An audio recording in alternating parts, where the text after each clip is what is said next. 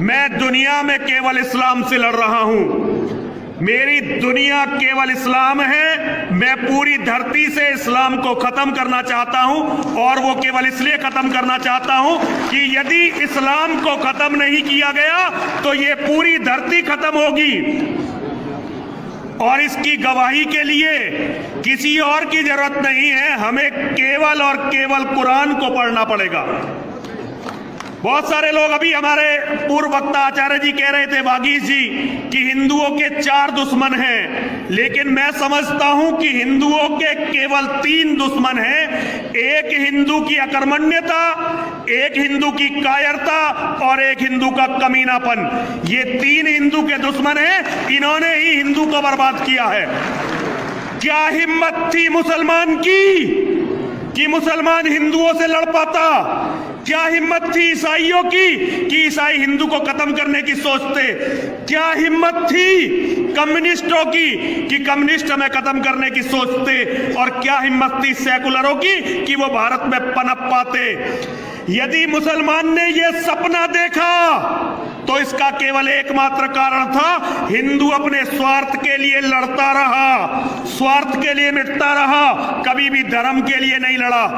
जितने भी लोग धर्म के लिए जिन्होंने लड़ने का प्रयास किया, चाहे छत्रपति शिवाजी हो, चाहे महाराणा प्रताप हो, चाहे गुरु गोविंद सिंह हो, और चाहे महर्षि दयानंद सरस्वती हो, सारे के सारे केवल हिंदुओं से लड़ते रहे।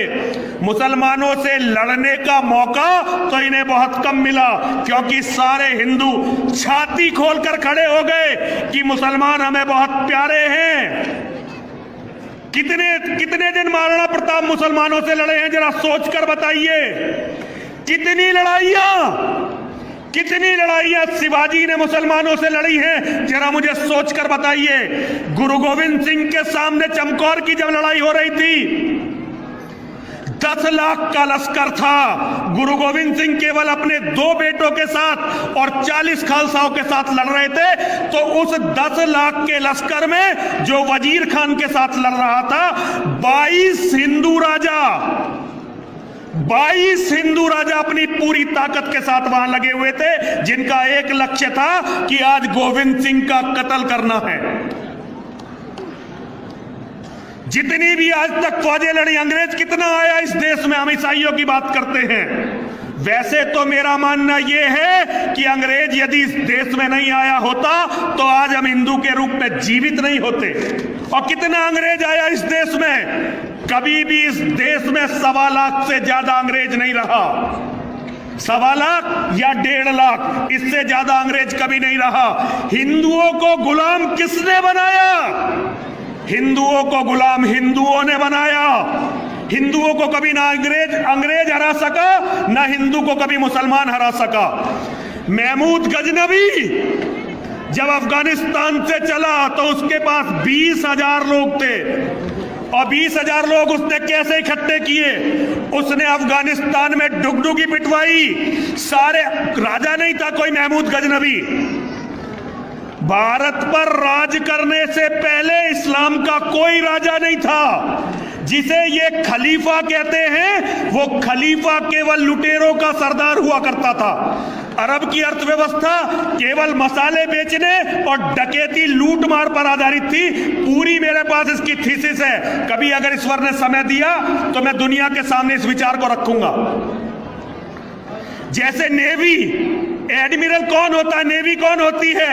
यूरोप के समुद्री लुटेरों की फौज, वो नेवी बनी। अफगानिस्तान के लुटेरे इकट्ठे होते थे, उन्हें संदेश दिया जाता था कि हमें भारत पर आक्रमण करना है। जहां सोना गलियों में बिखरा पड़ा है, जहां की औरतें परियों से भी ज्यादा खूबसूरत हैं, और जहां नामर्द रहते हैं जो उनकी हिफाजत नहीं कर सकते। महमूद गजनवी गारंटी देता था अपने सरदारों को कि तुम मेरे साथ भारत चलो, भारत में बहुत बड़ा वर्ग है जो तुम्हारे स्वागत के लिए खड़ा हुआ है। मुसलमानों की फौजें, लुटेरों की भूखी नंगी फौजें, उनके पास केवल तलवार हुआ करती थी और घोड़े हुआ करते थे। जब वो भारत को लूटने के लिए चलती थी तो यहां बहुत सारे राजा अपने पड़ोसी को हराने के लिए, अपने भाई को हराने के लिए, अपने साथी रिश्तेदारों को हराने के लिए उस फौज के साथ लग जाया करते थे। आज भी हम उसी मनोवृत्ति से लड़ रहे हैं। आज भी जो शासन है, आज भी शासन ना ईसाइयत से लड़ रहा है, ना इस्लाम से लड़ रहा है, ना कम्युनिज्म से लड़ रहा है। जहां भी कहीं अत्याचार हो रहा होगा तो केवल और केवल हिंदू संगठनों पर हो रहा होगा। जब तक हिंदू अपने धर्म को नहीं समझेगा, जब तक हिंदू अपने धर्म को नहीं मानेगा। अच्छा, हिंदुओं की बात तो छोड़ो, मैं आर्य समाजियों से पूछना चाहता हूं, यहां सनातनियों में तो केवल मैं ही हूं। सनातन धर्म का मानने वाला ये कह सकता है कि उसे तो पता ही नहीं है कि धर्म क्या है, क्योंकि सनातन धर्म के मंदिरों में अभी बात चल रही थी कि मंदिरों का ट्रस्ट इस सरकारों के पास है। अरे ये बताओ, जो ट्रस्ट सरकारों के पास नहीं है उन्होंने क्या कर लिया, उन्होंने क्या करके दिखा दिया। सनातनियों को कभी चाणक्य के बाद, जगत गुरु शंकराचार्य के बाद कोई बताने वाला आया ही नहीं कि तुम्हारा धर्म क्या है। उन्होंने तो केवल मंदिर में घंटी बजाकर लोगों का मूर्ख बनाकर केवल पूजा पाठ आडंबर के माध्यम से धनोपार्जन को ही धर्म समझा है। लेकिन महर्षि दयानंद सरस्वती को आए हुए अभी कितना समय हुआ है? कुछ भी समय नहीं हुआ। और महर्षि दयानंद सरस्वती के बाद स्वामी श्रद्धानंद जी जैसे महात्मा का भी मार्गदर्शन आर्य समाज को मिला। लेकिन आज आर्य समाज की क्या दुर्दशा है, जो हिंदू समाज के अवगुण थे उनमें से ऐसा कौन सा अवगुण है जिससे आज आर्य समाज बचा हुआ है? संस्थाओं पर कब्जा करना, एक दूसरे को चोर बताना, मंचों पर इस्लाम और ईसाइयत के खिलाफ कुछ न बोलना, जमीन पर कोई आंदोलन खड़ा न करना, केवल चुटकुले छोड़ना। मैं क्षमा चाहता हूं, यह मंच ऐसा नहीं है, लेकिन आज आर्य समाज के नाम पर भी वही हो रहा है जो पाखंडी सनातन के नाम पर कर रहे थे। जिस पाखंड से लड़ने के लिए महर्षि दयानंद सरस्वती खड़े हुए, मैं देवी मंदिर का महंत हूं, लेकिन मैं छाती ठोक कर कहता हूं कि मेरी धर्म की लड़ाई की सबसे बड़ी प्रेरणा यदि कोई है तो वह सत्यार्थ प्रकाश है। मैंने सत्यार्थ प्रकाश को पढ़कर धर्म के लिए लड़ना सीखा। सत्यार्थ प्रकाश कहता है, एक बेटे के होने से तो बेटे का ना होना अच्छा है।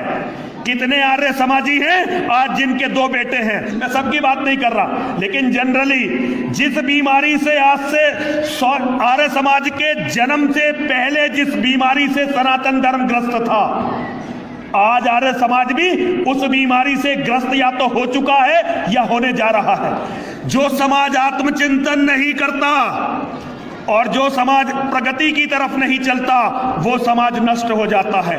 इस्लाम नष्ट होगा जरूर।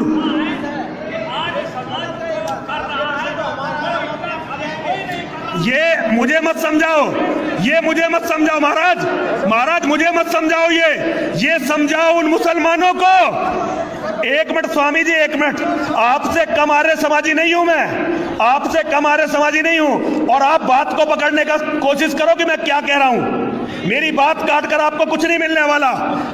केवल मैं आप लोगों से इतना कहना चाहता हूं कि आपका कर्तव्य नरसिंहानंद के कर्तव्य से बड़ा है। मैं केवल आपसे इतना कहना चाहता हूं, इसका कारण समझिए।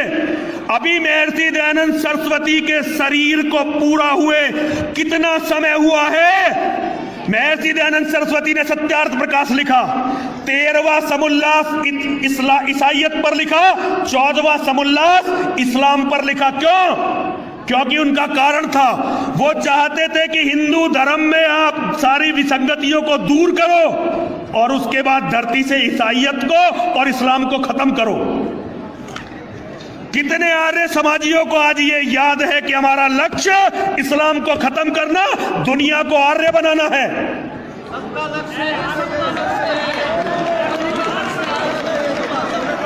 लक्ष्य कहने से साधन नहीं होते, लक्ष्य कर्मों में दिखाने पड़ते हैं। लेकिन देश इस्लामिक राष्ट्र बनने के कगार पर है। यदि मुसलमानों की जनसंख्या को नहीं रोका आप लोगों ने और अपनी जनसंख्या को नहीं बढ़ाया तो 10 साल बाद इस देश का प्रधानमंत्री मुसलमान होगा और दुनिया याद रखेगी कि नरसिंहानंद जब आर्य समाज के सम्मेलन में आया और इस बात को कहना चाहता था तो आर्य समाज के सन्यासियों ने खड़े होकर नरसिंहानंद का विरोध किया था। आज अपने कर्म करके दिखाइए स्वामी जी, मुझे जवाब मत दीजिए, मैं तो आपके शिष्य से भी कम योग्यता रखता हूं। दयानंद सरस्वती को जिसने दिल में धारण करा है उसके छोटे से छोटे शिष्य से भी कम योग्यता मेरी है। लेकिन मैं ये कहना चाहता हूं, यदि देश पर इस्लाम का कब्जा हुआ, यदि इस धरती पर इस्लाम का कब्जा हुआ तो दयानंद सरस्वती को जाकर क्या मुंह दिखलाओगे, ये सब सोच लेना। सबको प्रणाम करता हूं, गलत कहा नहीं मैंने कुछ, लेकिन अगर बुरा लगा तो क्षमा भी चाहता हूं। देवता कार्य सिद्धर्थम सभास्तंभ समुद्भवन श्री नरसिंह महावीर नमामि।